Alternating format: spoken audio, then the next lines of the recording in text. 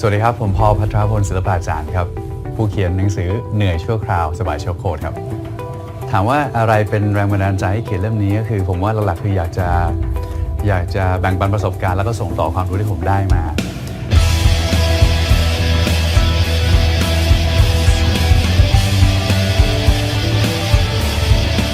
หนังสือเล่มนี้จะสอนให้คุณเนี่ยรู้วิธีเกษียณเร็วขึ้น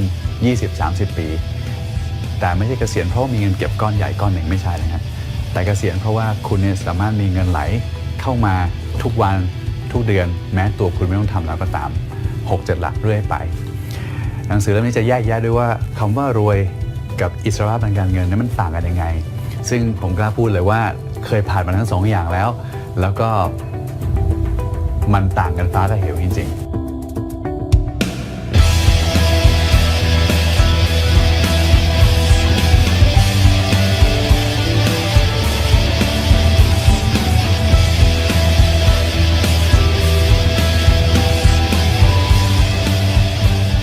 เล่าย่อๆให้กันว่าเมื่อก่อนเนี่ยผมเองก็เป็นคนหนึ่งที่เคยอยากจะเกษียณเร็วนะครับตอนนั้นเมื่อก่อนเล็งไว้ที่อายุ 45 ปีตอนอายุ 20 เนี่ยผมก็ได้มีโอกาสไปคุยกับที่ปรึกษาด้านการเงินเป็น financial planner โดยย่อเลยนะเขาบอกว่าเนี่ยถ้าอยากมีไลฟ์สไตล์นี้มีลูกเท่านี้คนมีภรรยาเท่านี้คนซึ่งคือคนเดียวนะแล้วก็อยากสมมติจะตายตอนสัก 80 เนี่ยผมจะต้องมีเงินเก็บประมาณ 300 ล้านบาทซึ่งผมฟังตัวเลขก็ตกใจมากนะแต่ตอนนั้นคิดว่าเราทำได้นะแล้วก็พยายามทำจากวันนั้นมาก็เลยทำทุกอย่างที่ได้เงินเยอะๆหมดเลยก็เช่นเป็นนักแสดงเป็นพิธีกรเป็นดีเจร้องเพลงอ่านสปอตโฆษณาพิธีกรอีเวนต์รวมไปถึงบริษัทของตัวเองไม่ว่าจะเป็นทำรายการโทรทัศน์ของตัวเองหลายๆรายการนะครับหรือว่าทำบริษัทยากับเพื่อนๆนะฮะถามว่าได้เงินเยอะไหมมันได้แต่ว่ามันแลกมาด้วยเวลาแล้วก็สุขภาพแล้วก็ความเครียดที่มันไม่สามารถที่จะเอาคืนกลับมาได้และนั่นคือสิ่งที่หนังสือเล่มนี้จะให้คุณคือ financial freedom ครับ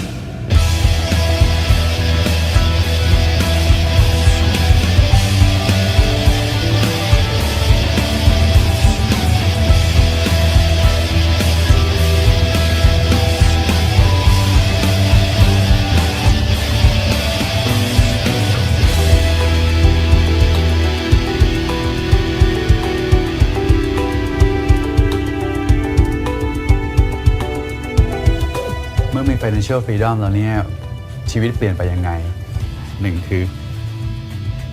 มีเงินใช้แบบไร้กังวลมีเวลาแบบไร้กังวลสุขภาพดีแบบไร้กังวลและได้ใช้มันทั้งหมดนี้กับคนที่คุณรัก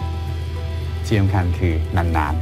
ๆถ้าตัดออกไปข้อใดข้อหนึ่งผมว่าก็ไม่ใช่คนที่โชคดีแล้วล่ะแต่จริงๆแล้วเนี่ยที่ financial freedom ให้อะไรคุณคือให้ของละเอียดของที่ประเมินเป็นราคาไม่ได้เช่นเวลาที่คุณได้อยู่คนที่คุณรักอย่างเช่นคุณพ่อคุณแม่คุณครอบครัวคุณแฟนคุณหรือว่าลูกคุณได้ทำสิ่งที่เรารักเราชอบจริงๆที่ไม่ใช่ที่เงินไม่มีผลอีกแล้วเช่นการได้ส่งน้องๆเรียนต่อไม่ว่าจะเป็นที่มูลนิธิใดๆก็ตามให้เขาได้มีการศึกษาแล้วไปเป็นอนาคตของชาติไปเป็นกำลังสำคัญต่อไปซึ่งถ้าถามผมมันก็ประเมินเป็นเงินไม่ได้และได้ไปอย่างเช่นมีเวลาส่วนตัวจะแบบตีกอล์ฟเมื่อไรก็ได้จะต่อยมวยเมื่อไรก็ได้คือทำอะไรก็ได้เลยท่องเที่ยวรอบโลกก็ทำได้โดยที่เหมือนทำกันบ้านเสร็จแล้วครับตอนเด็กเราทำกันบ้านกันใช่ไหมครับทำกันบ้านเสร็จแล้วก็คงไม่ไปทำซ้ำใช่ไหมครับผมบอกว่าเหมือนกันการมี financial freedom คือเหมือนคุณทำกันบ้านเรื่องเงินเสร็จแล้วคุณไม่ต้องมายุ่งกับมันอีกเลยที่เหลือจากนั้นคือใช้ชีวิตตลอดไป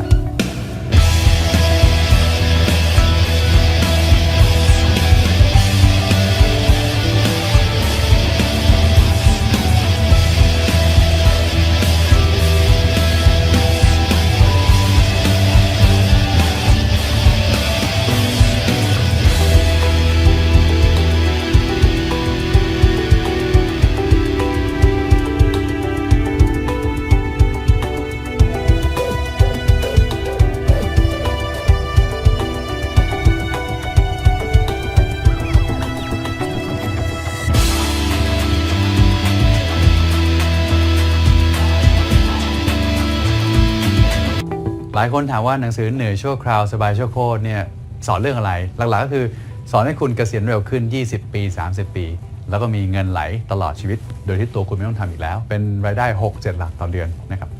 ทีนี้ตอนที่เขียนเนี่ยก็จะมีคนถาม2เรื่องหลักๆก็คือมันทำได้จริงเหรอ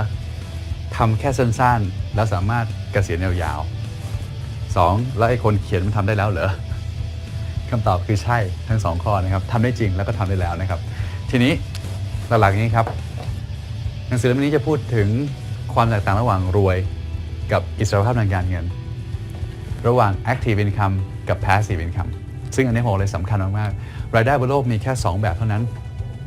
active income คือต้องทำถึงได้เงินไม่ทำก็ไม่ได้เงินส่วน passive income คือคุณไม่ทำคุณก็ยังได้เงิน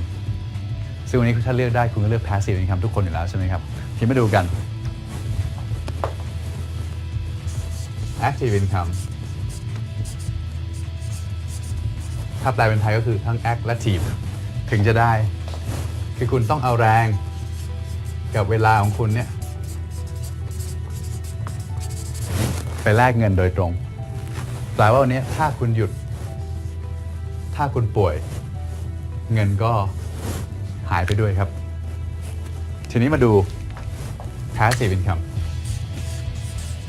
ที่บอกว่าไม่ต้องทำก็ยังได้เงินมันมาจากไหนมันคือการเอาแรงกับเวลาเหมือนกันนี่แหละครับใช้แรงและเวลาเหมือนกันแต่เอาไปสร้างทรัพย์สินหรือว่า asset แล้วให้ asset เนี่ยสร้างเงินแทนคุณเหมือนกันพอมีทรัพย์สินสร้างเงินแทนคุณแล้วเนี่ยก็ไม่ต้องใช้แรงของคุณไม่ต้องใช้เวลาของคุณอีกต่อไปคุณจึงหยุดได้ตัวคุณไม่อยู่ก็ได้คุณไปเที่ยวก็ได้แต่ยังมีเงินไหลเข้ามาตลอดชีวิตและหนังสือเล่มนี้จะสอนว่าทำยังไงให้มี passive income ที่ massive ด้วย6-7 หลักตลอดไปคราวนี้คำถามอะไรคืออะไรบ้างที่เป็น asset อะไรก็ได้ครับเป็น asset ไม่ว่าจะจับต้องได้หรือมองไม่เห็นได้หมดนะครับเช่นอย่างหนังสือเล่มนี้ก็สร้างเงินให้ผมทุกเดือนได้เหมือนกันโดยที่ผมไม่ต้องทำก็เป็น asset ได้เหมือนกันทีนี้ถ้ามีรายได้คนละแบบชีวิตก็ต่างกันฟ้ากับเหวนะเมื่อก่อนผมก็เป็นคนหนึ่งที่มีรายได้ active income ที่เยอะนะครับแต่วันนี้ถ้าคุณมี active income คุณจะได้ชีวิตที่หน้าตาเป็นแบบนี้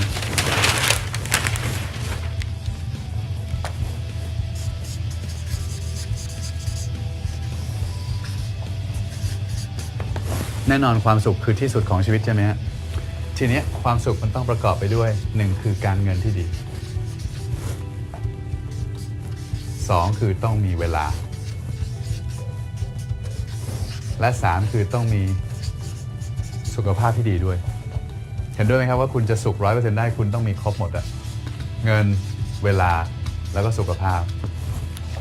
มันคือ3กุญแจหลัก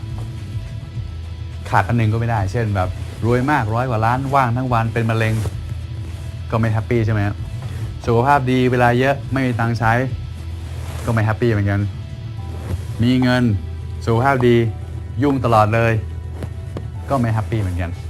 ประเด็นคือแบบนี้ครับถ้าคุณเป็น active income คุณจะไม่มีวันได้3แท่งนี้พร้อมกันนี่คือชีวิตของคนคนหนึ่งนะ20ไป0ไป20ไป40 ปี60 ปีสมมติว่าตายที่100แล้วกันนะฮะอยู่ยาวให้เห็นว่ามันไม่เคยได้พร้อมกันจริงๆวัยเรียน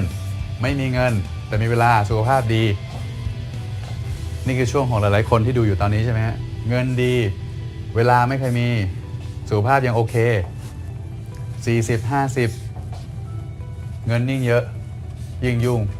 สุขภาพเริ่มแย่ละ60เกษียณตอนนี้มีเงินละเพราะเก็บทั้งชีวิตเกษียณแล้วก็ว่างด้วยสุขภาพไปแล้วแปลว่ามนุษย์คนหนึ่งครับทำงานตกประมาณ40 ปีอะเริ่มที่20เกษียณ60แปลว่าทำงาน40 ปี40 ปีของการเอาเวลาสุขภาพไปแลกเงินพอเกษียณก็เอาเงินไปเที่ยวแล้วก็หาหมอครับนี่คือหน้าตาของ active income ส่วน passive income เป็นแบบนี้ทำให้คุณได้ทุกแท่งพร้อมกัน ที่สำคัญคุณไม่ต้องทำ40 ปี คุณตัดศูนย์ทิ้งเนี่ยทำเป็นแค่4 ปี แล้วคุณได้แบบนี้เงินเวลาสุขภาพความสุขที่100%แล้วมีแพสซีฟอินคัม6-7 หลักตลอดชีวิต นี่คือหนังสือเหนื่อยชั่วคราวสบายชั่วโคตรครับ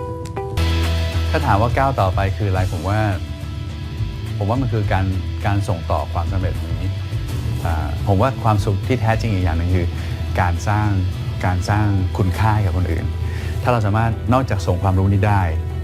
เราสามารถทำให้คนอื่นมีแบบเราได้เหมือนกันเช่นทำให้เขาเกษียณเร็วได้เหมือนเรามีพาสซีฟที่แมสซีฟเหมือนเรา6-7 หลักได้เหมือนกันส่วนใครที่สนใจ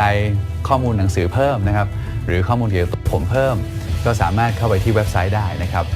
ไม่ว่าจะเป็นเว็บไซต์ Facebook Fanpage Instagram หรือแม้ตัวหนังสือเองที่ชื่อว่าเหนื่อยชั่วคราวสบายชั่วโคตรขอให้ทุกคนเหนื่อยแค่ชั่วคราวแล้วสบายชั่วโคตรด้วยกัน